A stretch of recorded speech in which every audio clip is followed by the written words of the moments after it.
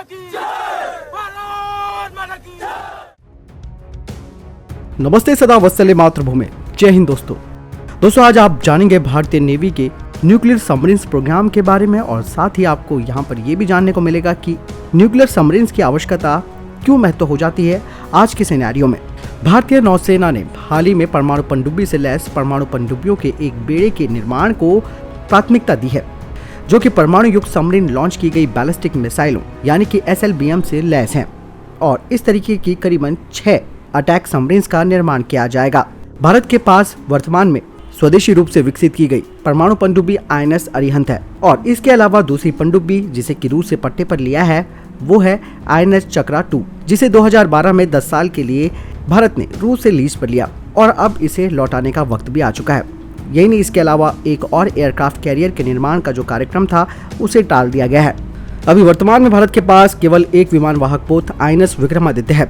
वहीं पहला स्वदेशी विमान वाहक पोत INS विक्रांत जो कि बन रहा है उसे इस साल या फिर अगले साल तक लॉन्च किया जाएगा। इसके अलावा एक दूसरे स्वदेशी निर्मित विमान वाहक का प्रस्ताव भी है जिसका नाम INS विशाल है और कोचिन शिपयार्ड लिमिटेड के द्वारा इसे बनाया जाएगा। लेकिन विमान वाहक के साथ सबसे बड़ी समस्या ये है कि ये दुश्मन के विमानों और मिसाइलों के द्वारा हमला किए जाने पर आसानी से तबाह किया जा सकता है, यानी कि ये पूरी तरह से असुरक्षित है। इसीलिए जोर अब विमान वाहक बनाने से लेकर परमाणु पनडुब्बियों तक पहुंच गया है, जिसे भारत को हिंद महासागर में अपना वर्चस्व स्थापित करने की जरूरत पड़ गई है। हिंद महासागर क्षेत्र में चीन के बढ़ते हुए पैर भारत के लिए एक चिंता का विषय है और यही नहीं, इसके अलावा अगर भारत के पास परमाणु पनडुब्बियां आ जाती हैं तो यहाँ पर भारत का दबदबा और ज्यादा बढ़ जाएगा। इसीलिए 6 परमाणु पनडुब्बी बनाने के लिए 96,000 करोड़ रुपए का प्रस्ताव दिया गया है। परमाणु पनडुब्बियां 2 प्रकार की होती है, एक जनरल पर्पस अटैक सबमरीन यानी कि SSN होती है और दूसरी बैलिस्टिक मिसाइल सबमरीन यानी कि SSBN, और भारत 6 SSN का निर्माण करेगा। दोस्तों जिस तरीके से युद्ध की प्रकृति और कार्य प्रणाली यानी कि नेचर और मेथड बदल रहा है, ऐसे में भविष्य का जो युद्ध है वो पैदल सेना के साथ नहीं बल्कि artificial intelligence, electronic warfare, cyber attack, hypersonic मिसाइलें जो कि करीबन 6000 मील प्रति घंटे की रफ्तार से उड़ती हैं, इसके अलावा एंटी सैटेलाइट मिशन जो कि अपने लक्ष्य को नष्ट कर सकती हैं, ये सारी चीज़ें, इसके अलावा जो कम्युनिकेशन हमारे सैटेलाइट्स हैं और सैटेलाइट आधारित संचार नेटवर्क है और जो हाइब्रिड वॉरफेयर है उस तरीके का युद्ध भी इसमें शामिल है।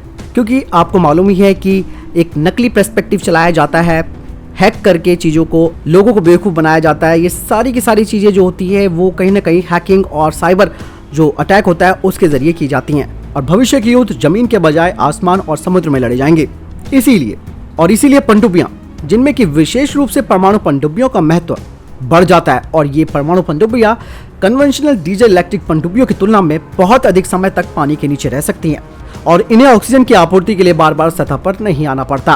क्योंकि जो कन्वेंशनल डीजल इलेक्ट्रिक पनडुब्बियां हैं उन्हें बैटरियों को चार्ज करने के लिए बार बार ऊपर आना पड़ता है, लेकिन अब डीजल इलेक्ट्रिक पनडुब्बियों का भी सतह पर आना कम होगा क्योंकि अब इनमें AIP एयर इंडिपेंडेंट प्रपोजन जो तकनीक है उसे लगाया जा रहा है, जो लंबे वक्त तक इन डीजल इलेक्ट्रिक पनडुब्बियों को पानी के नीचे रहने में सक्षम बना सकती हैं। परमाणु पनडुब्बियों में इस तरीके से कोई समस्याएं नहीं आती है।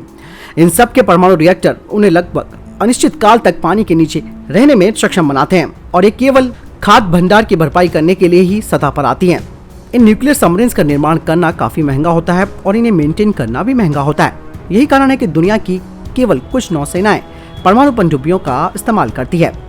जहां तक भारत का संबंध है तो चीन की बढ़ती हुई चुनौती के मद्देनजर SSN क्लास की परमाणु पनडुब्बियों की आवश्यकता तत्काल बनाई गई है। ये कार्यक्रम कम से कम 1 दशक पहले किया जाना चाहिए था। यहाँ तक कि अगर कार्यक्रम का क्रियान्वयन अभी शुरू होता है तो पहली पनडुब्बी को नौसेना में वितरित करने में करीबन 1 दशक लग सकता है। लेकिन तब तक इस गैप को पूरा करने के लिए जो वेसल्स हैं, जो डिस्ट्रॉयर्स हैं, उन्हें नियमित तौर पर नौसेना में शामिल किया जाएगा। लेकिन एक बार परमाणु ऊर्जा से चलने वाली अटैक पनडुब्बियां भारतीय नौसेना में शामिल हो जाएंगी तो ये भारत के लिए संभव होगा कि वो पूरे इंडो पैसिफिक यानी कि IPR में बिना सरफेसिंग की गश्ती करे और लंबे वक्त तक गश्त कर सके। इन परमाणु पनडुब्बियों का इंजन का शोर भी कम हो जाएगा और इसमें स्टील्थ फीचर भी जोड़ा जाएगा। हालांकि भारत पनडुब्बियों के निर्माण के लिए फ्रांस का सहयोग ले रहा है क्योंकि भारत लॉन्ग टर्म तक यानी कि लंबे समय तक फ्रांस के साथ अपने रक्षा संबंधों को विकसित करने की कोशिश कर रहा है। हालांकि इसे आप समझ सकते हैं कि एक साउंड पॉलिसी है लेकिन हमें अपने खुद के हार्डवेयर बनाने के लिए किसी दूसरे देश पर पूरी तरह से निर्भर नहीं होना चाहिए। 1971 में बांग्लादेश मुक्ति संग्राम के दौरान भारतीय नौसेना ने अपना पराक्रम दिखाया था और पाकिस्तानी नौसेना को पूरी तरह से बर्बाद कर दिया था। लेकिन नौसेना को बजटीय आवंटन जो मिलना चाहिए था, जिसकी वो असल में हकदार है, लेकिन लंबे समय से उन्हें इस बजट से वंचित रखा गया। चीन की नौसेना दुनिया में सबसे बड़ी हो चुकी है। जहाजों के मामले में अमेरिकी नौसेना भी बड़ी है। हालांकि भारत को यहाँ पर चीन की नौसेना के साथ जो दौड़ हो रही है उसमें शामिल होने की आवश्यकता नहीं है, क्योंकि चीन का उद्देश्य इंडियन ओशन रीजन नहीं है बल्कि पूरा विश्व है। यानी कि विश्व वर्चस्व को लेकर वो अपनी नौसेना को बढ़ा रहा है और अगले 40 से 50 सालों में वो अमेरिका को भी टक्कर देगा।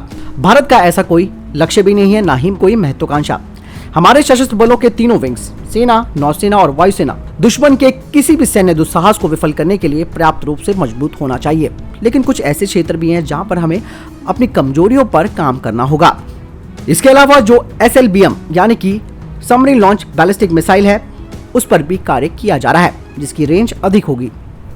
वर्तमान में भारत में 2 प्रकार के SLBM हैं। पहला K-15 जिसकी रेंज 750 किलोमीटर है और दूसरा K-4 जिसकी रेंज 3000 किलोमीटर है। लेकिन चीन के खिलाफ युद्ध में और वास्तविक और प्रभावी तरीके से स्ट्राइक करने के लिए भारत को कम से कम 5000 किलोमीटर वाली SLBM की आवश्यकता है और इसीलिए हमें ये जो टाइम लैग है उसे डबल करना होगा। यानी कि नौसेना को डबल यानी कि दोगुनी रफ्तार से अपनी क्षमताओं को बढ़ाना होगा। और ये सब तभी हो सकता है जब भारत की केंद्र सरकार नौसेना को पर्याप्त मात्रा में बजट का आवंटन करे, क्योंकि भारतीय नौसेना को भविष्य के युद्धों में आधुनिक भूमिका निभानी है और ऐसे में बजटीय बाधा किसी भी तरीके से नहीं आनी चाहिए। तो दोस्तों, आपने कुल मिलाकर ये समझ लिया कि आखिर परमाणु पनडुब्बियों की जरूरत क्यों है और आखिर भविष्य का युद्ध समुद्र और स्पेस से लड़ा जाना है, तो ऐसे में किस तरीके से अपने आप को मजबूत कर रहा है भारत, तो ये आपने जाना। दोस्तों, आपको क्या लगता है इस वीडियो के बारे में? आप कमेंट सेक्शन में लिखकर जरूर बताएं। बहरहाल इस वीडियो के लिए इतना ही, मिलता हूं नए वीडियो के साथ, तब तक अपना ख्याल रखिएगा। जय हिंद, जय भारत।